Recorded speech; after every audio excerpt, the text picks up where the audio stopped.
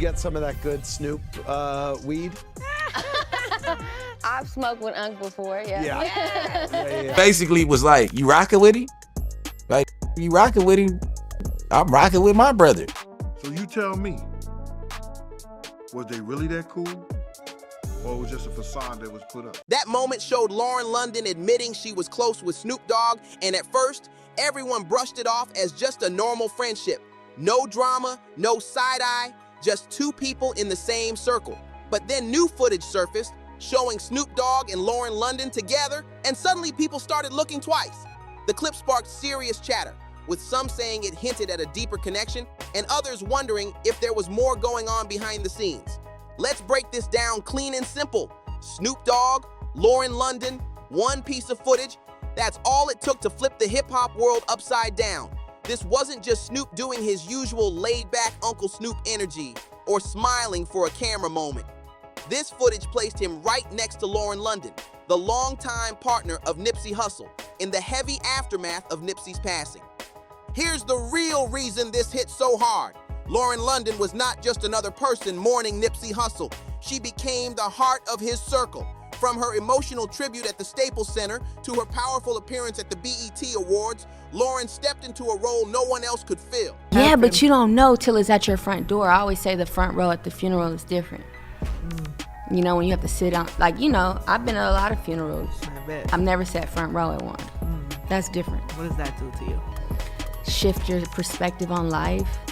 You know what I mean? Make you see not only that is life short, but that it's a gift, you know, and because everyone's time is so different. She became the voice, the image, the symbol of Nipsey's loss.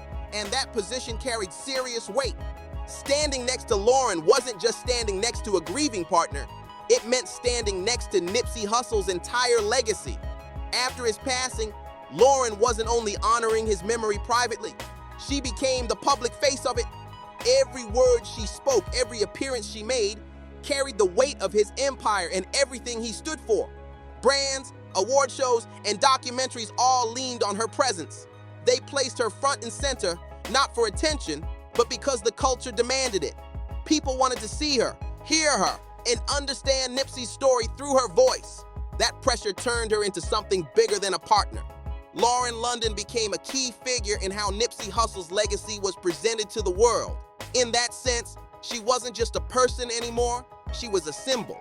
And in a culture where that legacy was already sensitive and closely watched, anyone standing beside her automatically stepped into that spotlight. That's why this clip caused such a strong reaction, because Snoop Dogg's presence in that frame didn't feel random to many people, and it definitely didn't feel small. To many people, the situation didn't feel accidental at all. It felt calculated. But to understand why the reaction was so intense, you have to rewind to the moment Nipsey Hussle was killed. When those shots rang out in front of the Marathon clothing store, Los Angeles didn't just lose a rapper, the city lost a builder, a leader, a businessman, and a man who rose above the neighborhood while still standing firmly with it. When someone becomes bigger than the block they came from, the aftermath is never clean. Love grows louder, but so does jealousy. Loyalty tightens, but betrayal creeps in just as fast. In the immediate aftermath, Nipsey's brother Black Sam stepped forward as the protector. He wasn't only grieving, he was guarding everything Nipsey built. He made it clear that Nipsey's empire would stay under family control, and that disrespect toward his brother's name would not be taken lightly. Those words weren't just talk, they landed like a warning. Black Sam understood how fast people circle when there's money, influence, and legacy involved. He knew opportunists would show up, and he wasn't about to let Nipsey's life work turn into an open buffet. That disrespect, bro, when you in that presence, bro. you better smack. In that presence, ain't nobody disrespected, bro. But here's where things got complicated. Nipsey's empire wasn't only built on paperwork and businesses, it was built on relationships, and relationships crack under pressure. Even among Nipsey's closest connections, tensions started to surface. Brick Baby later admitted that he and Black Sam had their own clash after Nipsey's passing. The issue wasn't money, it was loyalty. Basically was like, you rocking with him? Like, you rocking with him? I'm rocking with my brother. Who was really standing for Nipsey and who wasn't? That's the real impact of Nipsey's loss. It forced people to choose sides. Every alliance suddenly felt questionable. Grief slowly turned into suspicion, and that tension only grew louder. Then came Charleston White's explosive claim, one that shocked people because it said out loud what many whispered quietly. All the big homies in the set was jealous of Nip, because all the young love Nip. Nip got bigger than the program, so Nip got clipped because Nip. The idea that Nipsey's death wasn't just about one person, but about jealousy brewing within his own circle. Sit with that for a second. If Nipsey was targeted because he rose too high, then the threat wasn't only outside forces. His empire was under pressure from within. And that's where the industry enters the picture. While family members fought to protect the legacy and the streets wrestled with envy, the music industry saw an opening. Nipsey had figured out something powerful. He owned his masters. He owned his brand. He owned his block. Independence was his crown, and in an industry built on control, that independence made people uncomfortable. From behind bars, Suge Knight added another layer to the conversation, claiming that industry influence played a role in destabilizing Nipsey's inner circle. That claim poured even more fuel into an already heated discussion, leaving people questioning just how deep the pressure really went. This wasn't being framed as harmless fun or casual behavior. It was being framed as something much heavier. To some people watching closely, it felt like a movement was being weakened at its core, not celebrated. The idea spreading was that distractions were creeping in at the worst possible moment, when focus and unity mattered most. Then the conversation took a sharper turn. Claims began circulating that Snoop Dogg was moving quietly behind the scenes. Some alleged he was trying to step into situations that didn't belong to him, including talk around Keith D, a man publicly linked to the investigation surrounding Tupac Shakur's murder. The rumor mill suggested this was about controlling narratives and limiting damage, not about justice. Whether true or not, the accusation alone shook people up. Just weeks after Nipsey Hussle's murder, Los Angeles felt tense. The Marathon clothing store became sacred ground, but also disputed ground. Everyone wanted to know who had the right to speak for Nipsey, who truly represented him, and who was using his name for attention. Every move was watched, every appearance dissected. Longtime affiliates suddenly found themselves under scrutiny. Interviews turned into arguments, and social media became a war zone. Someone would stand near a mural and immediately get accused of chasing spotlight.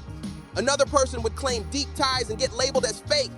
It was loud, messy, and emotionally charged, and none of it felt accidental. This was the fallout of Nipsey's passing. A massive loss created a power vacuum, and when that happens, tension rushes in. When people put all the pieces together, it became easier to see why emotions ran high. Many expected Lauren London to recognize that her role had changed. She wasn't only grieving anymore, she was carrying the weight of Nipsey Hussle's legacy on her shoulders. To many observers, Lauren became the torchbearer of Nipsey's empire, and in that mindset, anyone standing too close to her was seen as reaching for that torch. That's where Snoop Dogg's presence triggered reactions. Some believed he wanted something connected to Nipsey's legacy, whether influence, credibility, or position. Whether people agreed or not almost stopped mattering. Perception took control. The dominant feeling was that Snoop Dogg wasn't just mourning, he was positioning himself. Nipsey's death stopped being viewed only as a personal loss and started being framed as a political moment within the culture. By standing beside Lauren London, Snoop gained proximity to Nipsey's memory. With proximity came credibility, and with credibility came power. To some, that looked natural and respectful. To others, it felt calculated. Either way, the result was the same. The moment changed how people viewed everyone involved. That footage didn't exist in a vacuum. It became a symbol of something much bigger. To many people, it represented the larger battle over Nipsey Hussle's legacy, and yes, a throne absolutely existed. When someone builds what Nipsey built, influence doesn't disappear when they're gone. It becomes contested, watched, and quietly fought over. If you consider the earlier claims made by Suge Knight, then the picture shifts even more. The idea being pushed was that Nipsey Hussle wasn't only taken out by a lone individual. Instead, people suggested he was weakened over time, destabilized by pressures far bigger than the neighborhood itself. Whether proven or not, those claims changed how fans interpreted everything that came after. And when it came to accusations of playing both sides, one name kept coming up in conversations: Snoop Dogg. That's exactly why the footage landed so hard. It wasn't about what was literally happening in the clip. It was about what it symbolized to Nipsey's family and supporters. To them, it looked like outside forces stepping into street matters. It felt like power drifting away from the community and toward the industry. To fans, it didn't look random at all. It looked like confirmation of suspicions that had been quietly building since 2019, and fans didn't become suspicious out of nowhere. Snoop Dogg's long history in hip-hop has always come with questions, especially when it comes to loyalty during tense moments in the culture. Tupac Shakur, one of the most influential artists to ever touch a microphone, was killed in 1996 in Las Vegas. Since then, the story of that night has been analyzed endlessly. Every retelling brings new theories, but one pattern keeps repeating. People often point toward those closest to Tupac when asking hard questions. During Tupac's life, Snoop Dogg was seen as a close ally. They recorded music together, appeared together, and shared major moments on stage. But critics later pointed out that behind the scenes, Snoop maintained relationship with people Tupac viewed as rivals. That contrast is what kept Snoop's name circulating in uncomfortable discussions over the years. One frequently mentioned allegation involved individuals connected to Keith D, who has publicly spoken about events surrounding Tupac's murder. Reports over the years claim that people associated with rival circles were present that night. To critics, loyalty should have meant distance. To others, it was simply the reality of how intertwined the industry had become. That history is why this moment hit so hard. Fair or not, past perceptions shaped present reactions, and the footage became more than a clip, it became a symbol. After Tupac Shakur's death, Snoop Dogg worked with Big Dre on a mixtape, and that move raised serious eyebrows. In 1996, Snoop found himself in a complicated position. His relationship with Tupac had reportedly been strained toward the end. Yet after Tupac passed, Snoop became one of the most visible figures connected to the mourning. To critics, it looked like a sudden shift, aligning himself closely with both the tragedy and people tied to the wider situation. For many fans, that contrast was hard to ignore. The idea being discussed was simple but heavy. If someone you call a brother is taken from you and the people connected to the situation are still around, most expect distance, not collaboration. To some observers, working alongside those circles didn't look like loyalty, it looked like a contradiction. Over time, critics also began pointing to Snoop Dogg's storytelling about Tupac Shakur.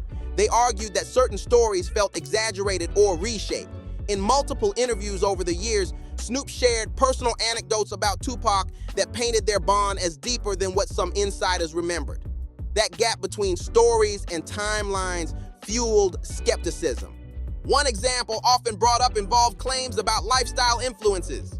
Some fans questioned whether those stories aligned with known timelines, especially when public figures from Snoop's past had already described his life long before he met Tupac. To critics, those inconsistencies suggested image building rather than memory. That led to a larger question people kept asking: why reshape history after someone is gone? The belief among skeptics was that legacy matters. Being closely tied to Tupac Shakur carries cultural weight, and some felt Snoop leaned into that image more heavily after Tupac's death. Napoleon, a member of Tupac's Outlaws crew, publicly challenged parts of that narrative. He emphasized that Tupac was respected, including during difficult periods of his life, and that certain portrayals didn't match reality.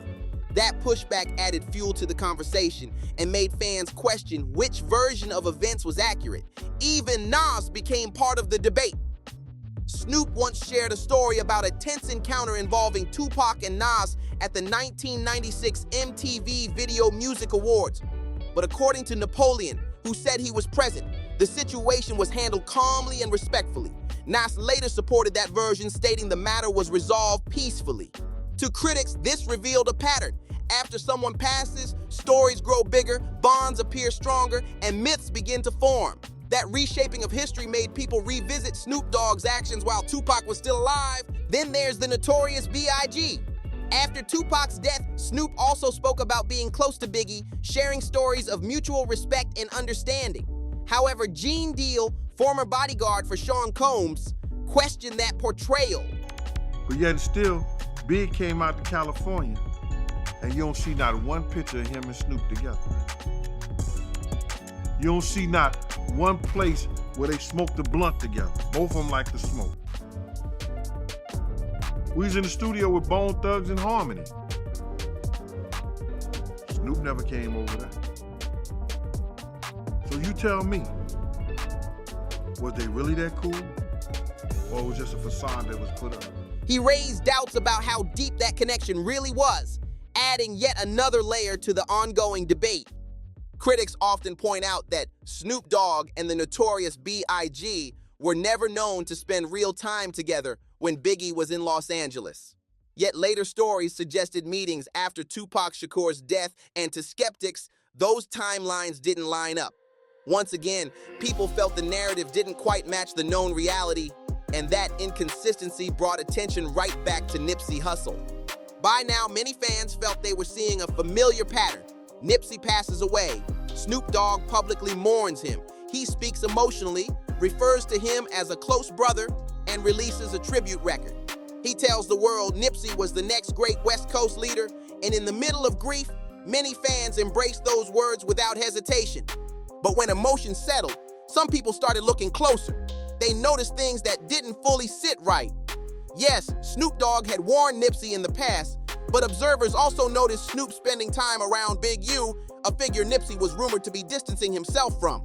That contrast raised questions.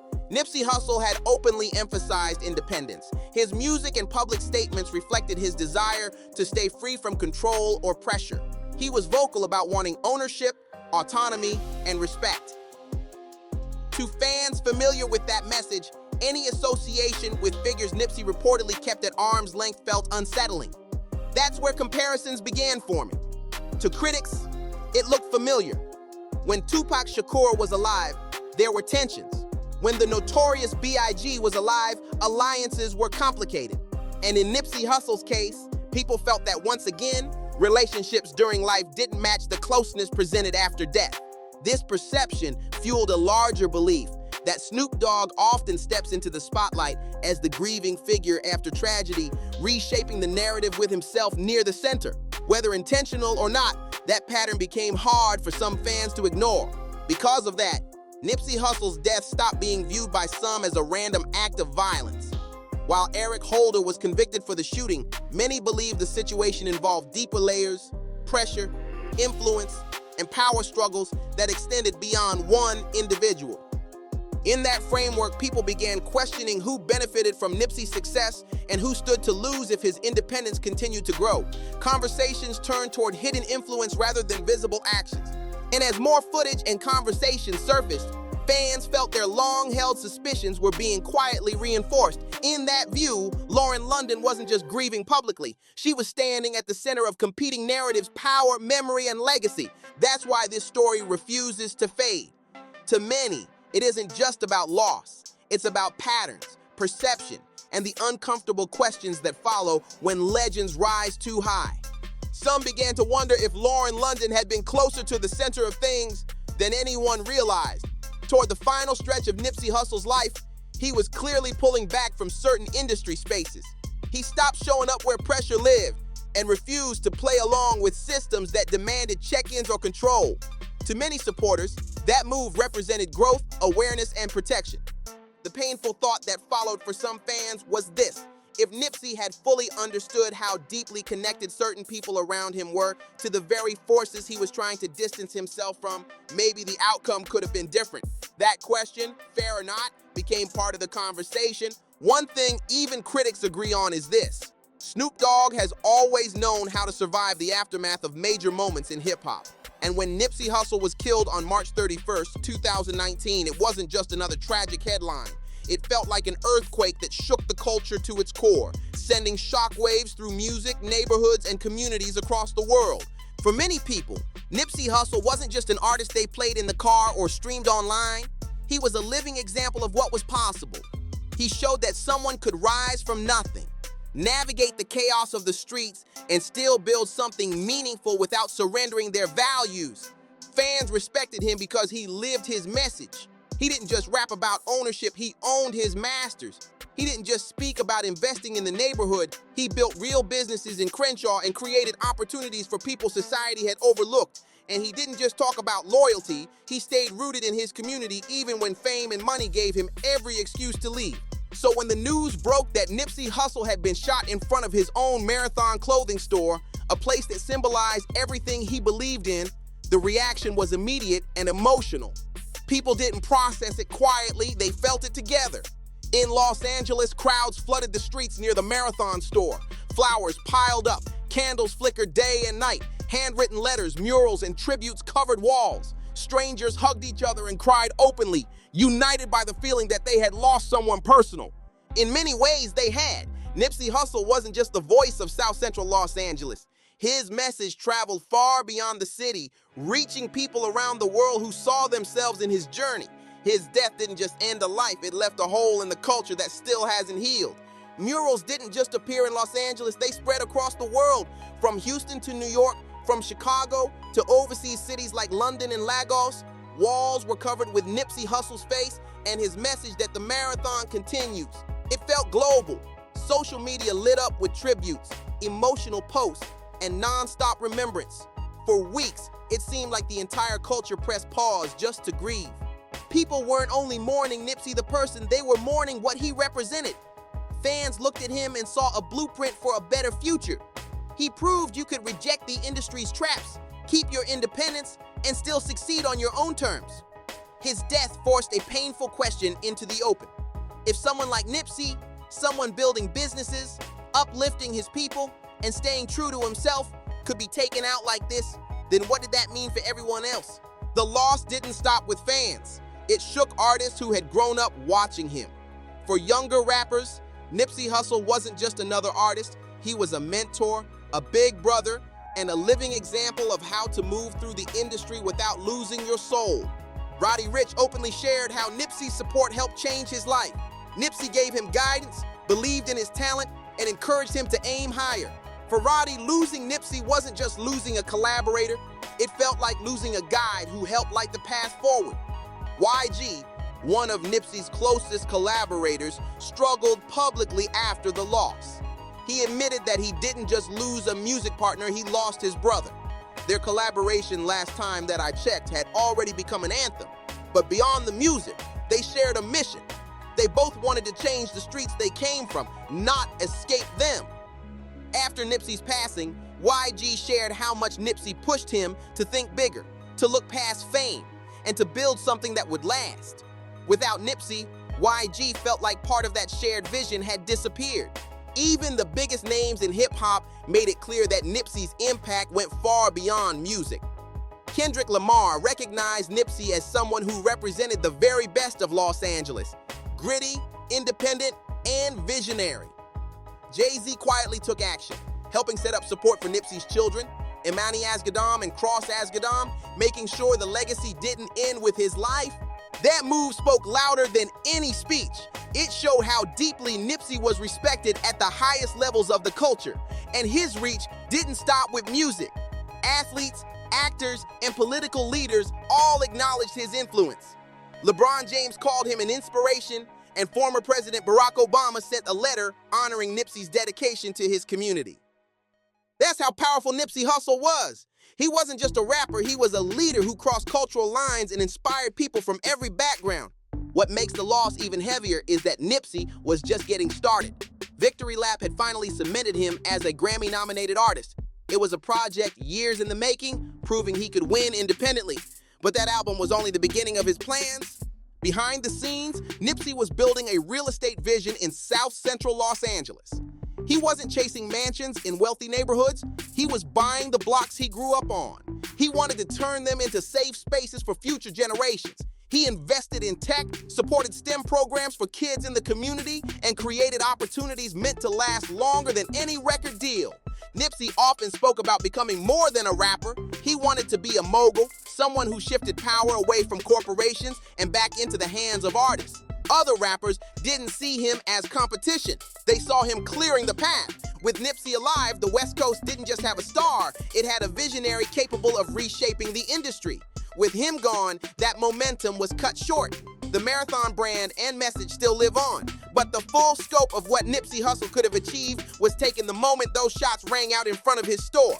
That's why his loss still hurts so deeply. This loss was never just about one man. It felt like losing an entire future. Fans saw Nipsey Hussle as hope. Artists saw him as a blueprint for independence. Community saw proof that someone could rise from the neighborhood and still bring everyone along with him. When that future was cut short, many people felt like the system had won again. It felt like the same painful story repeating itself. A visionary taken out right as real change was beginning. But Nipsey always spoke about endurance, about staying the course. And after his death, that mindset became a rallying cry. Murals filled walls, tattoos appeared, songs, movements, and tributes poured out, all dedicated to keeping his vision alive. Still, no mural or hashtag could erase the pain of what was lost. Nipsey Hussle wasn't just a rapper. He was a leader, a teacher, a father, and a businessman. His death wasn't only personal, it felt like a cultural robbery. Something valuable was taken from everyone. As fans mourned, another layer of emotion crept in. Confusion turned into questions. Some people began wondering if this was truly just another senseless act of violence, or if there were deeper forces involved. That uncertainty changed grief into anger. For many supporters, focusing solely on Eric Holder no longer felt like enough. They started asking who failed Nipsey, who benefited from his silence, who should have been protecting him. Those questions weren't about proof. They were about frustration and heartbreak. That frustration spilled over into suspicion. Anger toward powerful figures in the industry grew. Some fans questioned how influence, money, and connections could shape events behind closed doors. Names with long histories and deep reach in the music world began circulating in online discussions, not as facts, but as part of a larger distrust toward the system itself. That suspicion didn't stop there. Some supporters began questioning everyone who stood closest to Nipsey. They looked at relationships, appearances, and past patterns, searching for meaning in every detail. The grief was so heavy that people wanted explanations, something that made the loss make sense. Snoop Dogg, long viewed as a respected figure in hip-hop, also found himself pulled into the conversation. To critics, his repeated presence during moments of loss raised eyebrows, not because of proven actions, but because of perceptions shaped by past controversies and unresolved questions from history. What started as mourning slowly transformed into outrage. Outrage turned into demands for answers. Fans were no longer satisfied with simple explanations. They felt Nipsey wasn't just killed by one person, but silenced by a system built on power, greed, and imbalance. As people connected dots in their own minds, every image and every clip took on new meaning. Footage, relationships, and history were re-examined through a lens of distrust. Whether fair or not, the belief grew that Nipsey's death marked something darker than an ending. To many, it felt like the marathon didn't stop. It changed direction. What fans and artists lost wasn't just Nipsey Hussle the man. They lost the future he was actively building for them.